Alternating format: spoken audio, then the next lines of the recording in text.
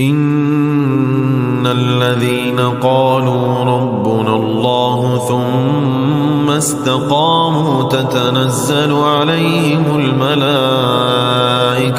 ألا تخافوا ولا تحزنوا وأبشروا بالجنة التي كنتم توعدون نحن أولياؤكم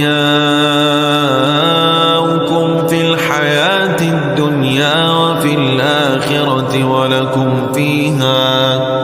ولكم فيها ما تشتهي أنفسكم ولكم فيها ما تدعون نزلا من غفور رحيم.